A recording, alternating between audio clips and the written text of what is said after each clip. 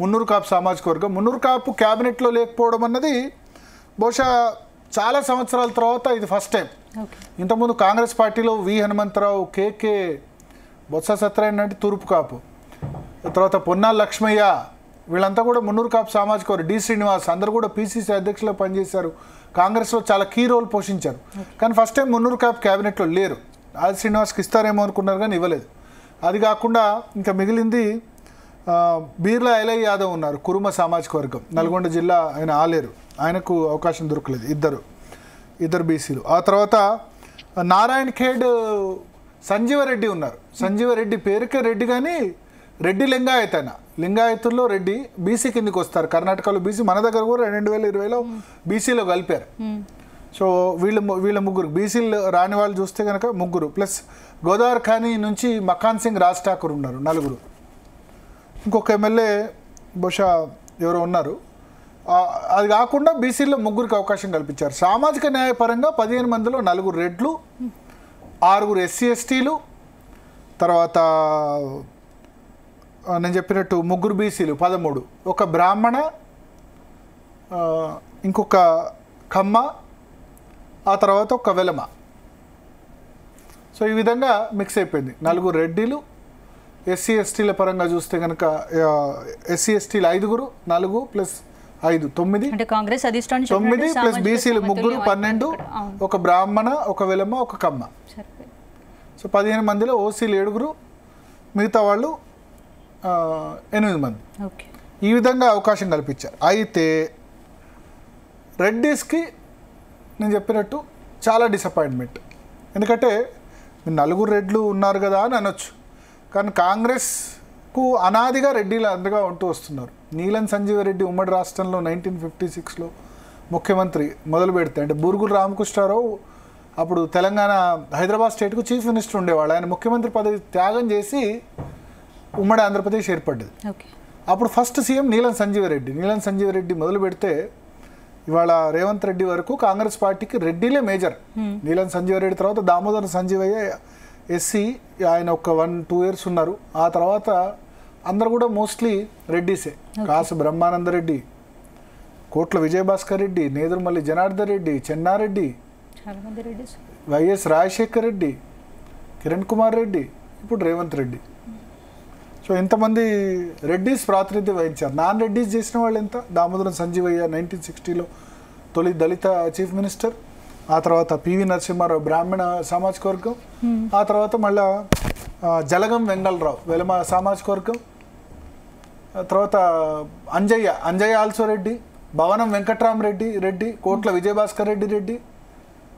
So ఇంతమంది Reddy chief minister చేశారు. ఎందుకంటే ఆ పార్టీ డామినేటెడ్ బై రెడ్డిస్. ఇప్పుడు ఎమ్మెల్యేలు కూడా కాంగ్రెస్లో గెలిచిన వాళ్ళు రెడ్డిస్ ఉన్నారు.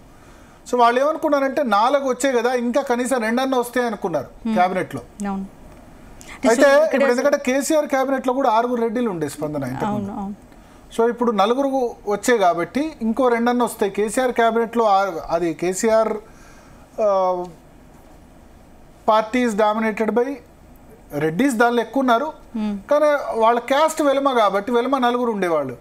కేసీఆర్, హరీష్ రావు, ఎర్రబెల్లి దయాకర్ రావు, కేటీఆర్ 4 ఉండేవాళ్ళు. అయినా సరే 6 క్యాబినెట్లో రెడ్డిలు ఉండే. సో రెడ్డిస్ సహజంగానే డిసప్పాయింట్ అయ్యారు. కానీ ఈ రెడ్డిస్కి ఇవ్వకపోవడానికి కారణం నాకేం కనిపించింది అంటే సుదర్శన్ రెడ్డి, రాజగోపాల్ రెడ్డి, మల్రెడ్డి రంగారెడ్డి, ముగ్గురులో ఎవరన్నా ఒక్కళ్ళకో ఇద్దరికో. సుదర్శన్ రెడ్డి విషయంలో సాక్షాత్ రేవంత్ రెడ్డి పట్టుబడినా కూడా ఆయనకు మంత్రి పదవి రాలేదనే అభిప్రాయాలు ఉన్నాయి కదా, ఎలా చూడొచ్చు? ఎస్, ఎందుకంటే రేవంత్ రెడ్డికి సమీప బంధువు అవుతారు. నిజామాబాద్ జిల్లా కూడా ప్రాతినిధ్యం లేదు కాబట్టి ఇస్తారు అని అనుకున్నారు. కానీ మరి ఇస్తే కనుక ఆయనకి ఇచ్చి వదిలిపెడితే రాజగోపాల్ రెడ్డికి ఇవ్వకపోతే, రాజగోపాల్ రెడ్డి ఆల్రెడీ రేవంత్ రెడ్డిని పీసీసీ చీఫ్ అప్పుడే చాలా మాట్లాడారు. మొన్న జానారెడ్డి, మల్రెడ్డి రంగారెడ్డికి సపోర్ట్గా లెటర్ రాస్తేనే రాజగోపాల్ రెడ్డి జానారెడ్డి మీద సీరియస్ అయినారు. కేసీఆర్ బెటర్ అని కూడా కామెంట్ చేశారు. సో అందుకని ఇంకా రెడ్లకు ఎవరికి ఇవ్వకపోతే బెటర్ కదా, ఇంకా 3 ఉన్నాయి కదా. ఇప్పుడు సుదర్శన్ రెడ్డికి ఇచ్చి రాజగోపాల్ రెడ్డి ఇవ్వకపోతే ఆయన కోపం వస్తుంది. వీళ్ళిద్దరికి ఇచ్చి మల్రెడ్డి రంగారెడ్డి ఇవ్వకపోతే ఆయన రాజీనామా చేస్తా మల్రెడ్డి ఆయన చెప్పారు. సో వీళ్ళు ముగ్గురే రేస్లో ఉన్నారు. ఈ ముగ్గురులోనే ఎవరికైనా ఛాన్స్ రావచ్చు. కనీసం ఒకటి ఇచ్చినా మిగతా 2 హట్ అవుతారు, 2 ఇచ్చినా ఎవరైనా ఒకళ్ళు హట్ అవుతారు. మంత్రి పదవి ఆశించిన కోమటిరెడ్డి రాజగోపాల్ రెడ్డి విషయంలో ఎవరు అడ్డుపడుతున్నారు అనుకోవచ్చు ఆయనకు మంత్రి పదవి దక్కే అసలు అవకాశం? అంటే 2-3 ఈక్వేషన్స్ అడ్డుపడుతున్నాయి. ఒకటి ఏంటంటే నల్గొండ జిల్లాలో ఆల్రెడీ 2 రెడ్డిస్ మినిస్టర్స్గా ఉన్నారు, కోమటిరెడ్డి వెంకటరెడ్డి, ఉత్తమ్ కుమార్ రెడ్డి. 3వ మంత్రి కూడా రెడ్డికే ఇస్తే నల్గొండ జిల్లాకు ప్రాబ్లం అవుతుంది కదా, నల్గొండ జిల్లాను మొత్తం రెడ్లకే ఇచ్చేసారా అన్న ఇబ్బంది అవుతుంది. రెండవది కోమటిరెడ్డి వెంకటరెడ్డి ఆయన సొంత అన్న, ఆయన క్యాబినెట్లో ఈయన క్యాబినెట్లో 2 బ్రదర్స్కి ఒకే క్యాబినెట్లో ఉండడం కూడా డిసడ్వాంటేజ్. ప్లస్ ఆయనకు లాబింగ్ కరెక్ట్గా చేసేవాళ్ళు లేరు, రేవంత్ రెడ్డి అగెన్స్టే.